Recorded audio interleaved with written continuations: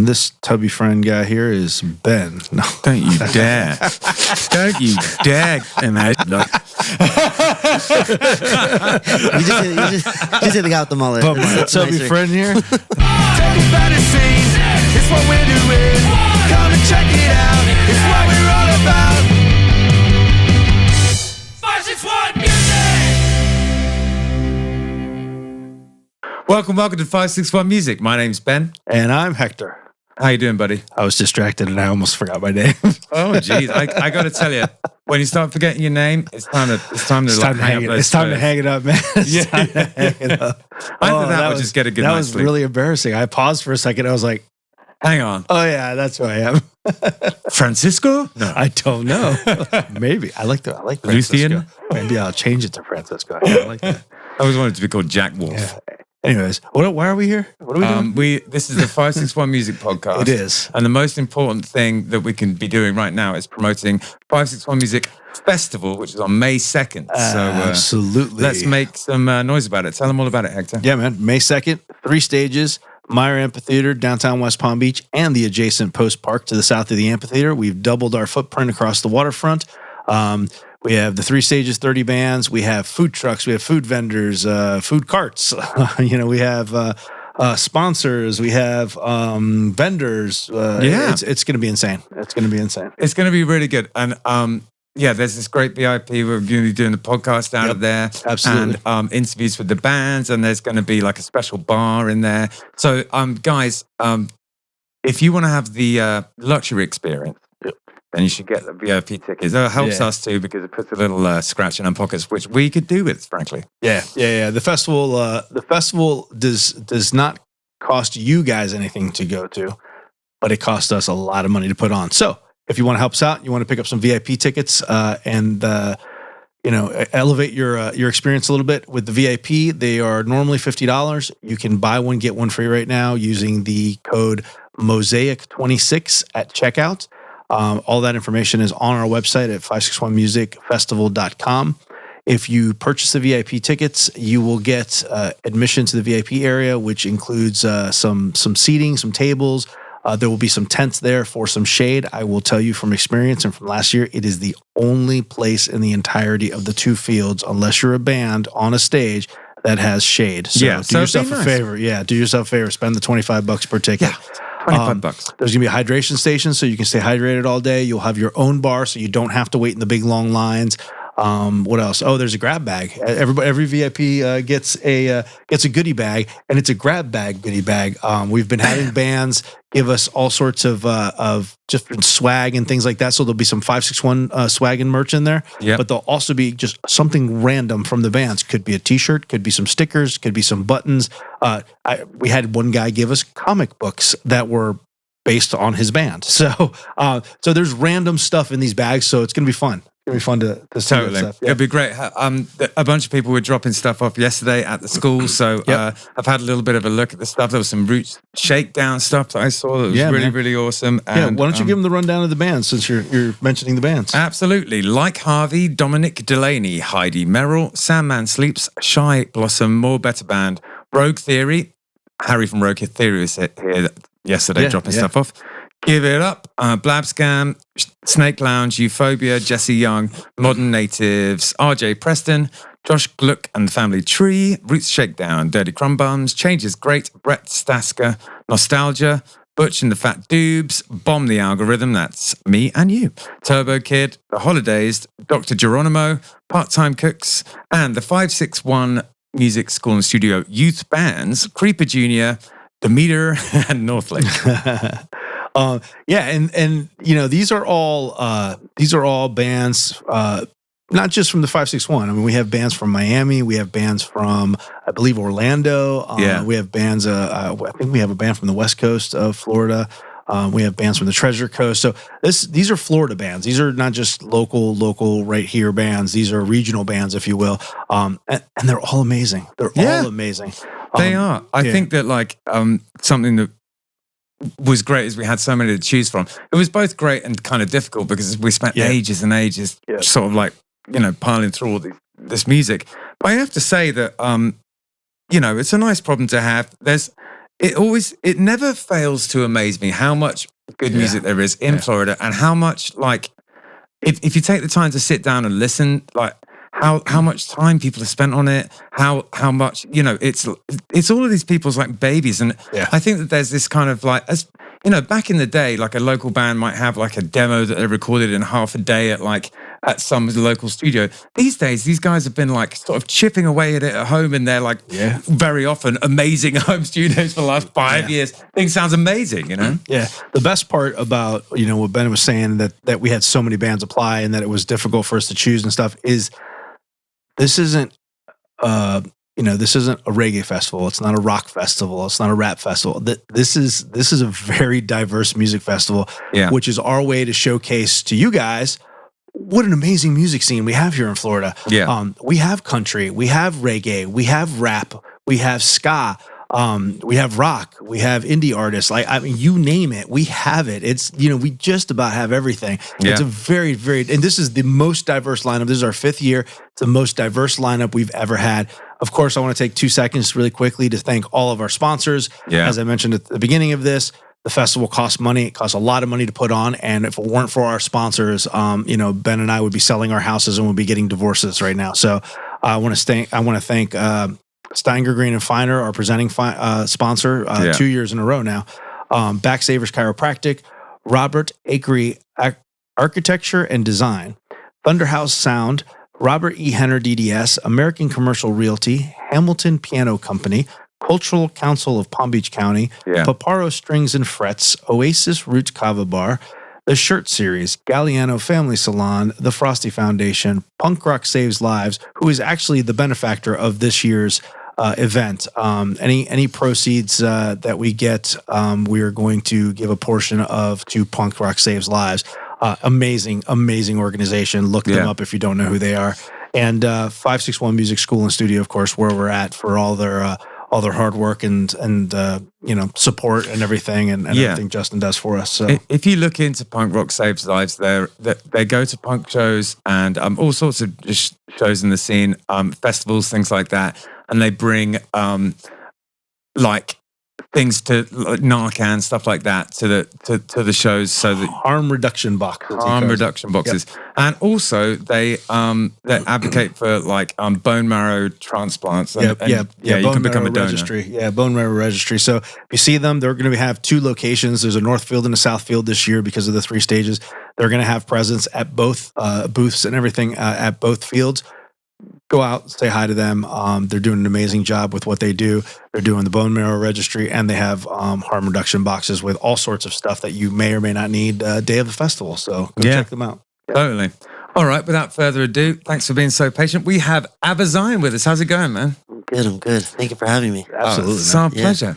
So why don't you tell us a little bit about who you are and how you got into music? Okay. I would say, so I started... My family's musical. Yeah. So me too. Yeah, I feel like I don't know. I always, not to go off on a tangent a little bit, but it's fine. That's what this is all about. I feel like I've noticed a lot of musicians and people that are have their own bands. It tends to be that the family is either musical or like it was supported, within the family in some sort of way, and it's just really cool to me, know, because like my dad was a drummer when he was a kid. My brother plays professionally, like piano and sings as well. So, it's just I find it really cool. Yeah, me too. But if you grow up like that, then it's something you aspire to. I don't know anything about that. There's not a musical person in my family. Really, not a one. Well, my son now, but prior to me, there's no one. Who was the guy who made the album that you had for ages, and it was in like Spanglish? Oh, Raul Del Garmas. He lives in Texas now. He's from Cuba, but he was my dad's best friend. Okay, gotcha. Was that kind of your inspiration? Nope. No. Nope. Barely knew him growing up. So everyone else has family. I'm the exception to the rule.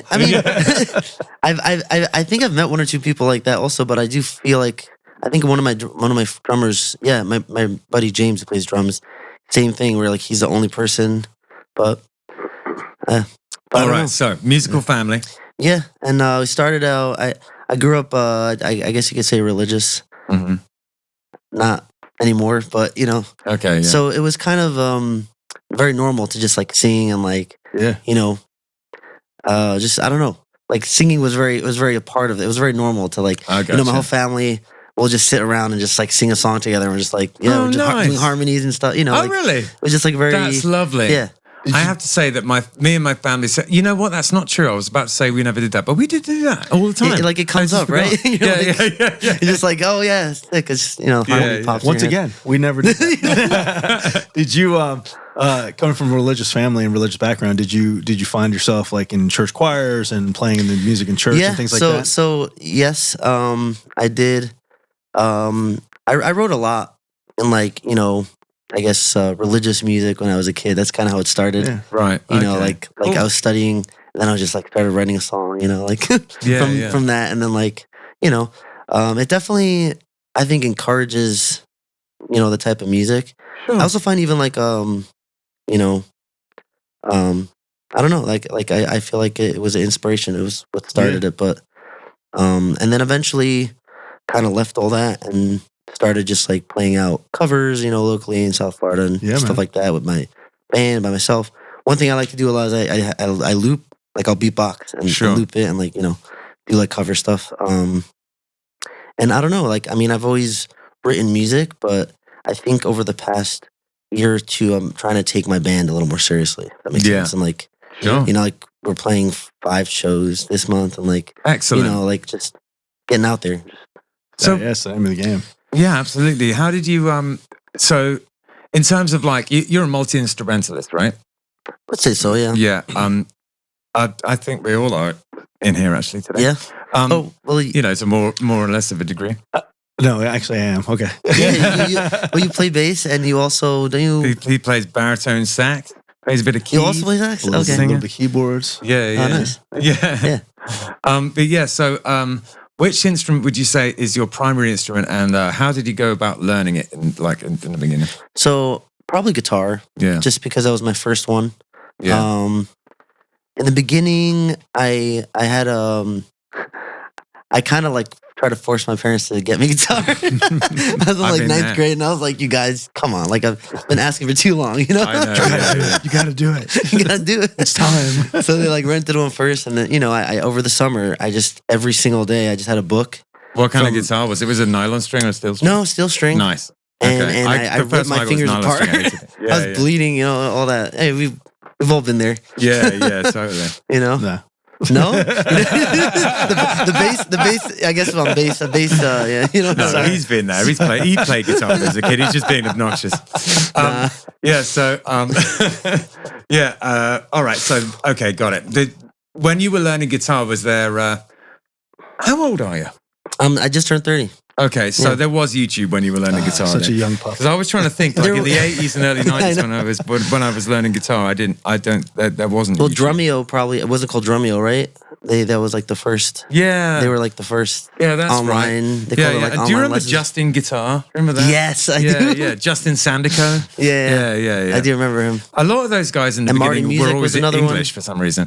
Yeah, that's right. Marty's not. There is Yeah, Marty's US. he's the exception, I guess. Marty here. Yeah, totally. Yeah, he did all those blues tunes, and he has like a pork Yeah. pie hat. Yeah, I know. Yeah, He does. He has. yeah. But he's. I feel like he's OG for a lot of people. Yeah, like a lot of, totally. yeah. No So doubt. I had YouTube. Yeah, that was like I guess a little further on once I started, you know, getting better. Yeah, I definitely Yeah. used YouTube. I had a teacher for a little bit. You did. Where did you? Did he come to the house or did you? Yeah, do it? so he came to the house probably for a couple months. That helped me get like a little footing on me, like some scales and Yeah. like just understanding chords a little bit. But then I really wanted to just understand the guitar. So like Sure. I took it further. I wish and- that I had lessons right out of the gate because it was just me sitting in a room with my chord book and like I taught myself all sorts of weird things wrong. You know, it's Or like where- fingering and stuff. Yeah, yeah. And so like even to this day, I'll go to play like E and I'll play it. These two fingers will be the wrong way around. And like, because that's how I originally taught myself it. Right. And I don't have any problems. I can switch between them like super fast. It's not a big deal anymore because I teach guitar, play guitar all day long. Right. But like often when I first go to do it, I'll do the wrong way. All these like, it's like if you, That's why it's so important to learn things right the first time. You know what I mean? Yeah. So it's funny they're saying this because I also I part of what I do is I teach in people's houses. Yeah. So like I'm dealing with that stuff too, where like I don't know. So this is, let's say what's Megadeth? What's the guitarist's name again? Mustaine, Dave Mustaine, right? Yeah. So like, because people always make fun of his picking hand because he's a very weird. He picks like this. Yeah. And like everyone just, it's like a memes and all that stuff going around like the way he picks and like, but at the same time he can shred and he knows. Yeah. He can play some amazing stuff. So like, where's the line of like, because and I struggle with that even as a teacher sometimes because I'm like sometimes I'm like maybe just let them do it like that. Yeah, I know. Like I agree with that. Not with everything because like maybe certain techniques are important or like using all your fingers and like stuff like that. Like, I'll tell them the way that is like considered the proper way. But then it's certain things. It's like, but everyone does it like this. So like if you want to do it like this, that's an option. You're doing it this way. With things like that, it's like if it's like sure there's a proper way, but I mean. To me, the proper way is whatever works for you. That's true to people's hands. That is true. But then there's also certain things where if you learn it right the first time, then it means that like a lot of other things are easier around it. You know what I mean? Like certain ways of playing chords means that you can move to that other chords. That explains why I've plateaued for 30 years. Like, that's what it is. That's what it is. It wasn't all my bad not habits. practicing. Yeah, it wasn't the not practicing. Not it was at all. the bad habits. I mean, probably a bit of both. It's hilarious. I don't know. There's as many ways to teach someone something as there are teachers, I think. But like there's certain things where I try and give them, the best chance possible. I try and give them, this is what it is meant. This is what like universally considered is meant to be the way you do it. And then if they just keep doing it a certain way, I'll be like, you do you, man. I'll just move on. At a certain point. Right, at a certain point, yeah. Yeah. And I also find like with like the teenage year, and that's kind of when I started learning also. Yeah. Because I had that same struggle sometimes where it was like, is it that important? Like, yeah. And then now I'm like, yes. Of course it is. I know. Like, it's so funny with that stuff. Sometimes what I'll do is I'll let them do it certain things like a really dumb way for a bit. And then I'll teach them a song where you can't do it that way to go to the next part. And then I'll be like, and I'll be like, haha, do it the proper way. Now you see one? Yeah. That's funny. Yeah. They show also, you up and play I find sometimes if you like shred for a second, and then they're all like, oh, now I'll do it. I'll do it right. Yeah, that's a good one. They're like, oh, yeah, okay, fine, I'll do this. Yeah. I want to shred too, Yeah. It's like I've got a student right now who's great and they but like stubborn like that, like insists on doing it, like, oh, well, what's the point, and like you have to give them a reason. They have to want to do it so much that they have to do it the right way in order to get it good enough to be able to like play to people. And that finally a situation came along with this person and where it was that they really wanted to show off this song, and so finally she just started to focus, and it's just like, oh, thank you. Yes. You're saying there was like a goal in mind? Yeah. And like exactly. And that, yeah. 100%. And that's kind of what something where I like, where I'm assuming you guys do it here, where like you put on performances. With the bands and stuff, because I feel like that's such a good motivator for especially for like teenagers, because it's like, all right, I'm going to perform these songs next week. Yeah. It's perfect. I got to have them ready. Like, it's perfect. Like I have a student I teach who also kind of comes to a school like yours, where and it's a good motivator. It's like, let's go over that solo again. Like get that little better. Like yeah, absolutely. And that's that. So what I always say, and what everyone knows, just like have a goal, have something you're working towards. Whether it's it doesn't have to be playing with the band. It could be recording something, or just doing like playing it to your mum and dad on Christmas, or anything. Just getting somewhere. Yeah. Like 100%. Performing for your family. Yeah. So what's going on regarding your music currently? Where are you at with it? What are you trying to achieve? That's a good question. I think right now, at least for this year, my goal would probably be to put out an EP of some sort. Nice. I I've been in this like I feel like probably every artist struggles with this point that I'm gonna make is like it's like I have these songs, I like let's say 5-6 songs, and I'm like, okay, this could be an EP, you know. But then what about doing this? I have to finish this part and this little part and this, you know. Yeah. And it's like you were saying, like, right, how recording has changed, right? You're like it went from like a studio because like you could be in your room and just have great sounding stuff, great plugins, you know, like if you're good at EQing and mixing, you know, boom. Yeah.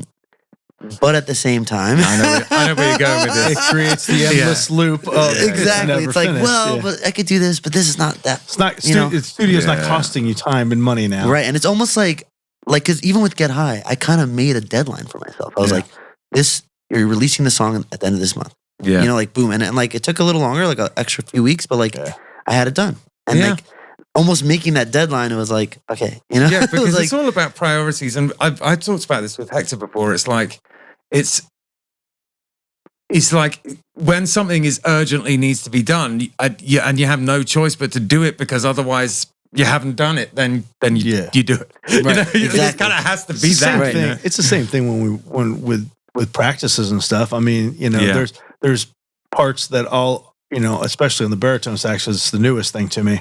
You know, there's parts that I'll go weeks and practices of like kind of stumbling through. Suddenly we have a show and suddenly I can play it. Well, it's because I practiced that week. You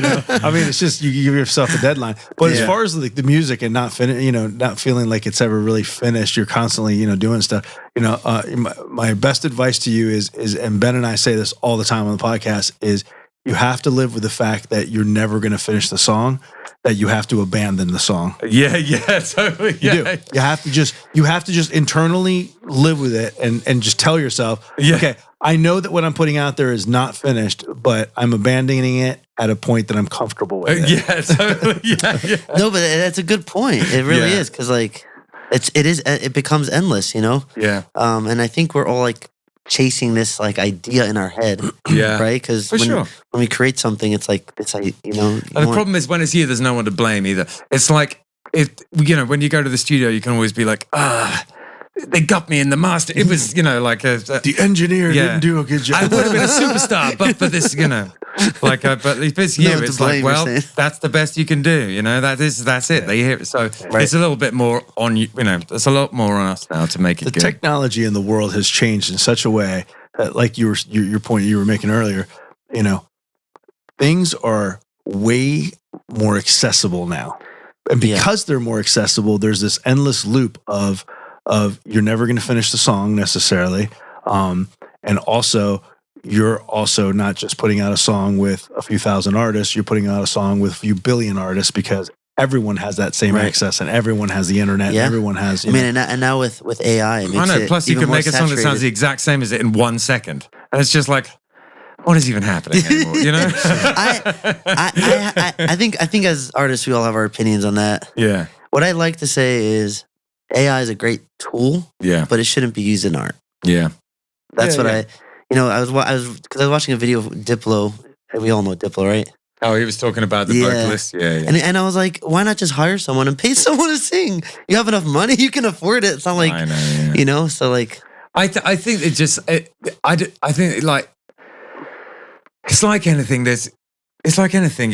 People are either going to have a conscience or they're not. They're probably not. The world seems to sort of trend towards not, you know. And then it's like, but then there are people that do, and you sort of can't force people to do what they're not going to do. And there's going to be a bunch of stuff that is like AI and a bunch of stuff that isn't, and then some really grey area in the middle. And who knows how that's going to play out over the years? I'm just not sure.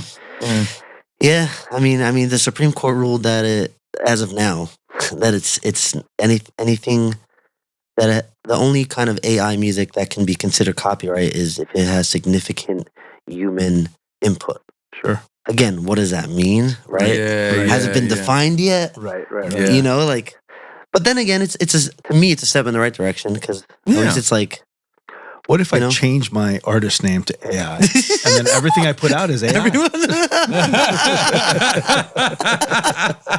Would that be weird? I It mean, would still have significant because even though your name is AI, you still be a human. it'd still be human, right? So Yeah. how does that? Yeah, then it's all copyrighted. But it's AI. All human made AI. That's a good album name. Human made AI. That's really funny. Just call yourself AI and do nothing using no AI. That'd be so funny. That's kind of the oxymoron. That's a real headache. What is this? It's AI. No, it isn't. Oh my God. No, dude, that's the band name. All right. Speaking of bands, tell us a my little bit brain. about. I know that you do a lot of the stuff solo and write and stuff like that. You do some looper things that you do when you play out. But you do have a band that you kind of quasi have some players in and out kind of thing. Yeah. So it's Is there anybody that's fairly steady, or you kind of use who you can at the time? So it's slowly forming, if that makes sense. Yeah. I think the right people are kind of coming into the band Sound to around now. coalesce. Okay. Any Yeah. shout outs you want to Nice. give to these people? I or- mean, Ricky Risquez is a fucking bomb ass bass player. Hell He's yeah, no amazing. Sadly, my drummer from Chile, he's moving. Maddie, he's moving with his girl, his soon to be wife, to I always forget somewhere up north. I'm really bad with that stuff. Minnesota. It's it could be anywhere. We're in Florida, man. Everything's no, up no, north. It could straight up, literally like, be anywhere. like close to Canada, up there. Vermont. So- not that far. Massachusetts? Yeah, there it is. There you go. Oh, Massachusetts. There you go. There it is. There it is. I only know that So- because my niece just moved there last week. Really? That's really Oh, weird. that's so funny. Someone was talking about living on a boat in Massachusetts with me today. Who was that? I mean, it sounds That like doesn't it's a matter. nice place. Like it's Yeah, really. it's gorgeous. I was just in Boston in February. Gorgeous. Don't recommend it in February. It was like Yeah. sub-0 degrees. Oh There's not yeah. that many places I would recommend in February, apart That's from maybe one here. thing about Yeah. Florida that I'm just. Yeah. I know it gets hotter than. I have a song about that actually. It's called "Summertime." It's There you about how hot it gets in Florida. Basically, He goes, it gets hot in Florida It gets in hot the in- summertime. No AI was harmed in the making of this song. no AI, not the album. Not the artist. I'm so confused. That's like very. That's know. a very funny name. I know it's hurting my head now. That would be a good move though. Yeah, totally. I wonder if you'd be allowed to be called it. We should find out. Okay, Yeah, Chat Chap Sheet, whatever. Yeah, they copyrighted already. so I think we should listen to one of your songs now. What should we listen to? Well, the latest release a couple months ago is "Get High." Yeah, cool. All Good right, single. nice one. Yeah. All right, we'll stick Get High on. I believe you have I checked out before just a marvelous video for it, so we're gonna watch that. Oh, yes. And then we'll come back and talk about it. All right. All right. Thanks.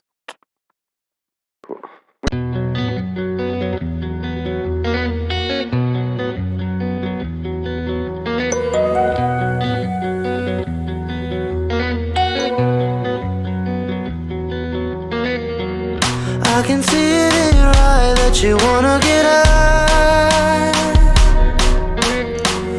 Do you know the reason why, or is it just to get by?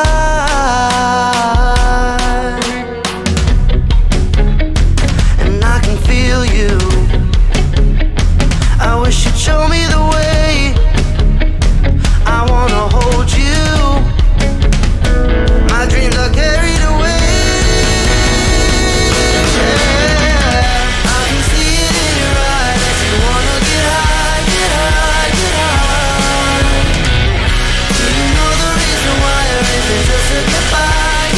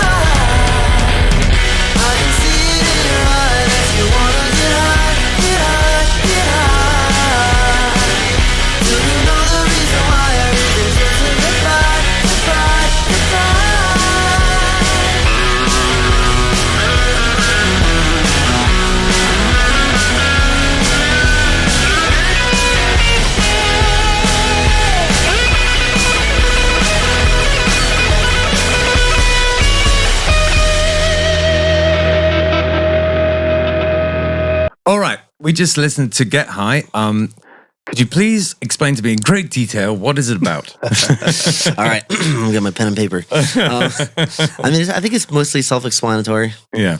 You know, I think I got to a point where I wrote a lot of very personal songs. Yeah. And I was like, okay, let me just write more fun, something just like Nice. about having fun and partying, you know? You know what? I like that. I've never written a song about getting high. I haven't got high for a long time, so it's part of it. That might be part of it. That kind of goes hand in hand, yeah. Yeah, totally, yeah. And it was funny, I was like, because I never really wrote music about like drugs or getting fucked up and stuff, and I don't know if that was... It's okay. It's perfectly okay. My mom's gonna see this, man. No, I'm kidding. Hey, sorry, Mom. I apologize. You can just hold your ears at 56 minutes and 30. No. I'll do a countdown. 3, 2. But yeah, I don't know. I just my mind. I think I lost track of what we were. So we were talking about the song. Oh yeah, yeah. So yeah. I mean, for the most part, I obviously tried to throw a little bit of like something in there personal, you know, more in the verses. Just it kind of came together itself. You know, it was one of those songs where I just came with that little riff, the intro riff first. Yeah. I was like going over it, and then I was sitting with one of my friends, and I had that first part like, na, na, na, na, na, na. I was like, and then I kind of just kept that. I can see that you want to get high, and I kept it. And then my friend was like, "Why don't you like add some more lyrics there and like, you know, just keep that vibe going?" So I was like, "Yeah." It's cool. It has it's interesting because it has this kind of like indie rock feel, but it also has a kind of like a modern sort of like pop aesthetic along with it at the same time, and I really like it. It's cool. That's I'm actually, it's so funny. So on the band page, I literally the way I defined the band was pop and punk with a little bit of funk in it. So that was kind of the goal. Yeah, to have that like pop punk kind of aesthetic, but also like still got a nice melody. I think for me personally, what's always, because I like a lot of heavy music, but even heavy music, if it has some kind of riff or melody to it, that's what always catches me. I'm like, oh, okay, nice. Yeah. Oh, okay.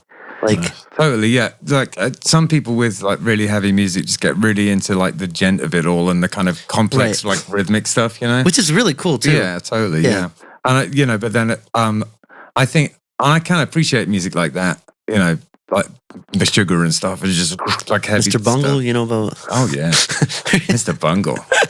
Man, I had a girlfriend that used to love Mr. Bungle, but she used to sit me down to listen to it like non-stop, like Dillinger Escape Plan and stuff like that. Primus, that whole genre. I had the phase, yeah, no doubt. I mean, I still sort of in that phase, but not very often. Once in a while, I sit down and listen to stuff like that. Well, who would you say your favorite artist? Yeah, or like type of. Yeah. So you know it's, and you kind of just said this, but I'm assuming it's like that for you guys too. I feel like my inspiration has changed over the years. Yeah, if that makes sense. Like I feel like I started out more as like pop, just loving like, you know, anything from like Jason Mraz to like even like Katy Perry or like Kesha, Lady Gaga or like stuff like that. You are a firework. Yeah.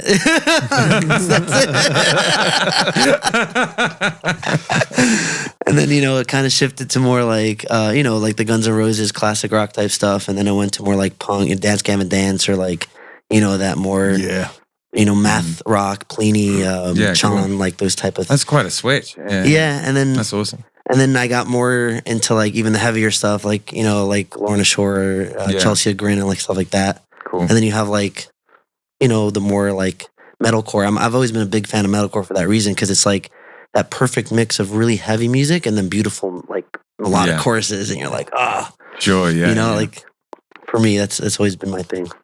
Do you listen? Like I find with metal and like more mathy metal and like more sort of progressive metal and stuff, that my favorite thing about it is like learning to play it. Like I think that's probably why I like it mostly. It's like when I have to learn it with a kid or teach it to a kid or like if I just heard a riff and I would sit down and try and figure it out. Like that's what I like about it almost, you know? That makes a lot of sense. Yeah. I appreciate it on a technical right, because it's a little more complex. It's not like just 4/4 or like 6/8 or yeah. And just like getting into like figuring out how a person plays, because it's all you. Once you figure out like how a guitarist like moves, all of a sudden it just like comes together. You know what I mean? I found that with even with like Slash. I mean, I feel like it's a good example, at least for me, where like I kind of started playing his stuff and I was like, oh, that's what it is. Okay, yeah. I see what you're doing here. Like, yeah, you know, find the patterns, no doubt. Yeah, there's actually a good I watched a video where he was explaining how he plays and just his approach to like pentatonics and how he does it. Yeah, I feel like he uses a lot of arpeggios and a lot of like inversions. Yeah, and, totally. and that's what creates, you know, those like the cage system. I was just teaching about that today. That's funny. Like that took me a minute to understand. Yeah, you know, like because I was just teaching it to my student today, and today it finally clicked for him. And he was like, "Oh, I get it now." Yeah, and it was just like so cool because like it took me like probably a couple months, and even like modes. Finally, I was like, "Oh, now this all makes sense." Like, and what I also realized, I love to say this with music theory, obviously, because when I was younger, I was like, "Oh, music theory is not important," you know. And now that I know more music theory, I'm like, it is important. In other words, being talented and having a natural. That's how I started, right? And that's how so many artists started. Yeah. But understanding why it is this way allows me to express and understand and play in a deeper and better way that I couldn't have done otherwise, you know? Yeah, I think it goes, the way I sort of feel about it is like, you kind of start off with this sort of naive freedom of expression that actually can be very beautiful. And then you go through this whole sort of period of being like just enough sort of knowledge to be dangerous, but like not really getting it. And then once you really get it, you can not do it again. Like it's like you get, it's almost like in the jazz, middle of the period, you know? You get a bit stuck just in like common tropes, and you get, you know. But once you know enough of it, you can kind of escape it again. You know what I mean? You can kind of like. Because I feel like rules are mostly made to be broken, but you can break them better if you know what they are. Yes, 100%. Yeah. No, that's how I understand jazz music. In other words, like you understand Western music to the T. Yeah. Every scale, how they all work, every type of chord and what it means. Yeah. And now, like you're saying, I could just do some weird shit that like seems like it has nothing to do with anything, but I am following all this and this and this, you know, and this chromatic random thing, and then, I'm landing on the first note on the one or something, you know, like totally. It's I don't know.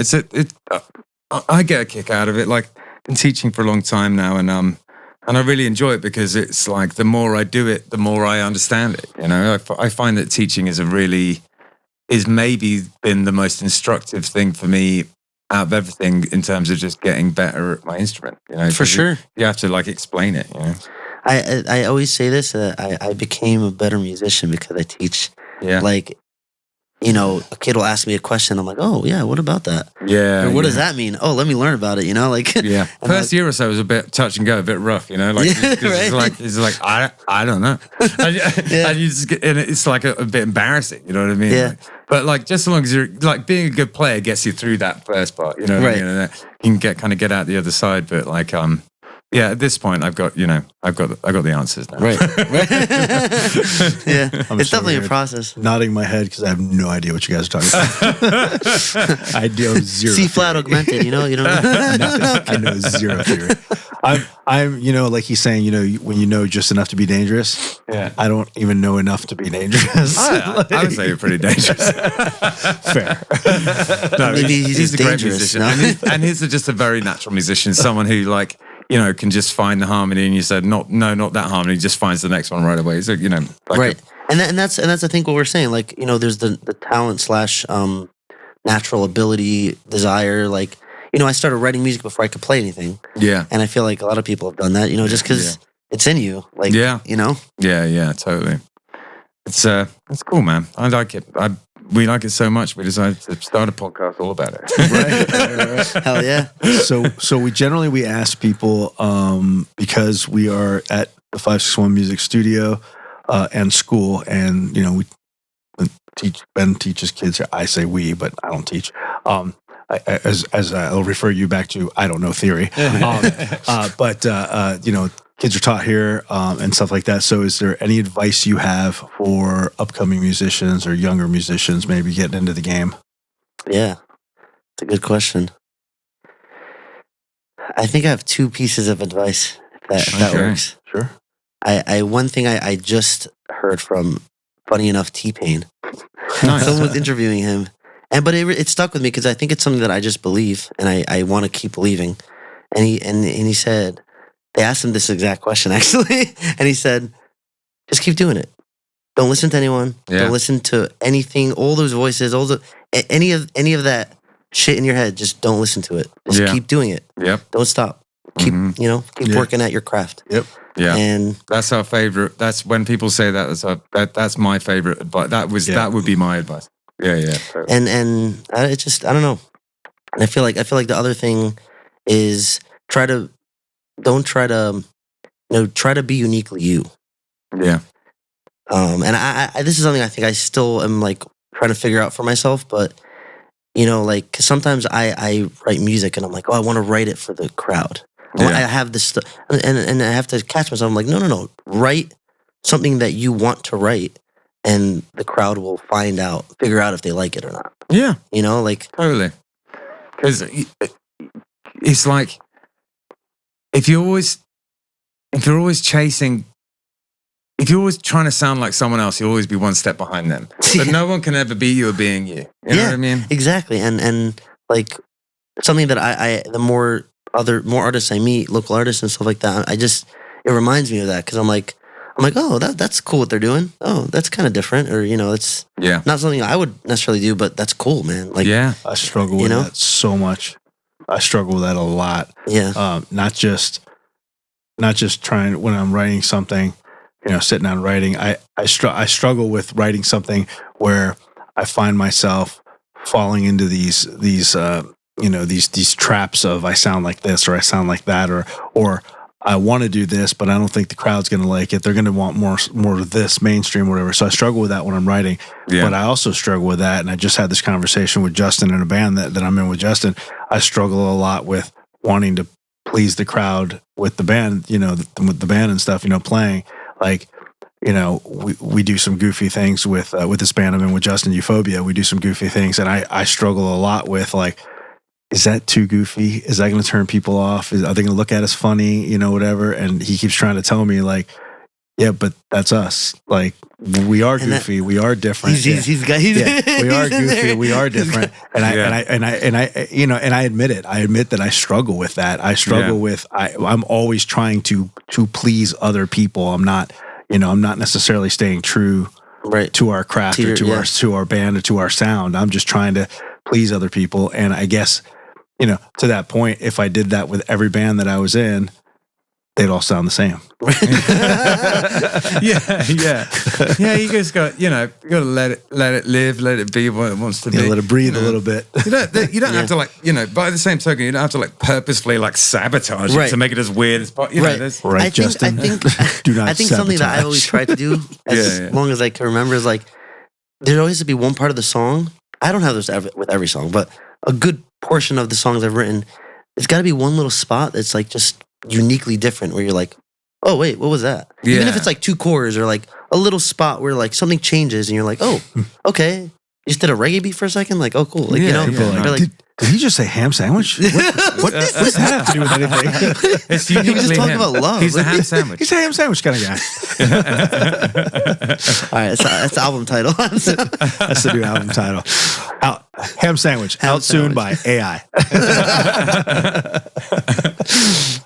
I love it. So, when are you playing next? What's the next show you got? Oh, that's a good question. So let me think about this real quick.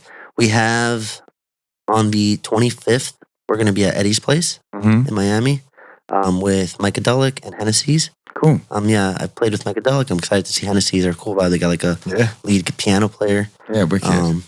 And then on the 26th, there's actually a showcase I put together once a month called the Original Showcase with a couple friends in Boca. Yeah, at Prosperity Brewing, and I'll be there with my band also.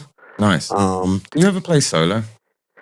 So I my original stuff, I have, and I've done like songwriters rounds here and there, and just on acoustic. What I find sometimes hard is had to transform some of the songs into keeping it. Because like even tonight, in my head, I was like, okay, I'm gonna prepare these songs in my head just in case I'm gonna play. And then I was like, oh, I have like a kind of pop, like I call it like my punk breakup song. It's called "Falling Apart," and it's it's like da da. It's kind of heavy, it's got like a little riff thing going. And I was like, okay, if I play on acoustic, maybe I'll just slow it down and make it like a slow like ballad type of thing. Yeah. Just because so I guess I do, but Not so like not like to the point where you got to like polish like. Well, I do like I've done shows solo with my. I've done with my looper some stuff, but just the feedback I get / how I feel sometimes, I'm like, the way I play it is with a band in my head, if that makes sense. I got you. Yeah. And then I'm like, if I want to do acoustic, let me change the songs a little bit to fit that acoustic vibe. Yeah, that makes sense. I always feel like you have to figure out ways to let the acoustic guitar breathe, because when you're playing with a band, the guitar fits into a little slot, Yes. But when the guitar is everything, Is Yes. the band. And then I try to use it more percussively, like hit like the strings and like stuff like that, just so it builds like. Yeah. So are you playing more with your band when you're going out and playing? Are you playing more of original shows with just like some original music and stuff? Or are you playing a lot of these like, 3-hour be the band for the night kind of thing? It's so the band is more, so when I do like original stuff with bands, it's like here and there, like I'll have like a random show or like a venue. It's like, oh, why don't you bring your band, or like why don't you play with the band? Sure. That's more solo. Here and there, I'll do like and over the past little bit, I've been just focusing more on like getting my trio together. We're playing shows. We're playing our first propaganda show on the 1st, actually. Nice. So I'm really excited for that, and I think the guys are too. But yeah, I got talking about jazz. My band right now is 2 jazz musicians. So Sick. my bassist is a jazz player, and then jazz fusion drummer. So we're getting together. Nice. It's funny because jazz has never been my thing. Yeah. But I've started to appreciate it so much more lately. Well, you're hanging out with like jazz guys, and it'll start leaking in. Yeah, and it's just like, I don't know. I find that they're so fluent in their instrument. Yeah. So it's like everything just like, oh yeah, that, oh this, oh yeah, cool. I know, Yeah, jazz players It's are like a always language. so They're proficient. so proficient. Yeah. To me, it's just impressive. I'm like, I feel like in a certain way as well, it's like, which is both can not always be the best. It's like a jazz player sounds like a jazz player, unless it's hard to get them to not sound like. There are some people who are just incredible and can just do anything. Right. With it. But like I feel like if you spend a lot of time playing jazz, it shows in your playing. Yes. For better and for worse. 100%. Like I played with him. We played, Swampgrass Willies. Yeah. So we played with the Hot Seat. I think it was just this past Friday night, Saturday night. Yeah, Nice. It's a great spot. It's really cool. Yeah. Really cool venue. Yeah. Yeah, it was our first time there. And Swampgrass Willie's was my first gig in Florida. oh yeah, Yeah, like 2000. that's a good first gig. or something. yeah. It's a cool spot. Yeah. Yeah. Totally. Well, all right. That sounds like you got a lot of stuff going on. The Hot Seat have been on here actually. Yeah, Yeah. I know, they're a great band. Yeah, They're totally. great vibes. Yeah, No doubt we about played it. with them a few times. Yeah. So, do you have anything you would like to say before we get up and out of here? Anything you want to impart to our millions of listeners who are hanging on every word? Oh shit, man, I can't do this. Nah. I mean, first of all, thank you for having me. This is, It's our you- pleasure. you Very know? nice to meet you. And you're super easy to talk to and dead nice guy. Oh hell yeah, I mean, Yeah. I appreciate that. Yeah. Yeah. I mean, I could tell you guys obviously love music, Yeah, man. in the same sense that I do, and probably, so it's just really cool. Wicked. To impart, I mean, this is something that I need to say for myself, so I guess I'll say it for everyone else too. Is Yeah. like, there's a place for you. Aw. There's a place for all of us in the music industry, Yeah. in our own way, in our own whatever that means for you. Maybe you're a songwriter, Mhm. maybe you're a performer, maybe you like you're Justin, in the control room. Maybe you're Podcast sidekick. doing the camera podcast. Yeah, there's so many spaces, and just remember that, because even if, let's say, songwriting doesn't work out, go teach, go. I You really know? love that. There's a place for you. I like that. It's like the good side of know your place. It's the yin and yang. I was going to say, there's a place for you. Not here, but there is a place for you. But I don't know where, but it's somewhere. That's so funny. All right, man. Avazine, thanks so much for coming on. It's been a pleasure. Yeah, man. And Thank you. if you've made it this far and you haven't subscribed, then please do. That would be very helpful.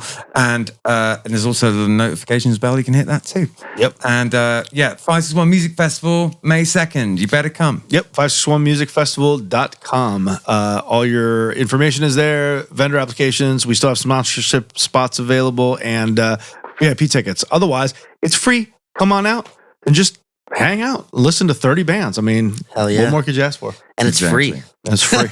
See you next time, guys. Peace. Take it by the scene. It's what we're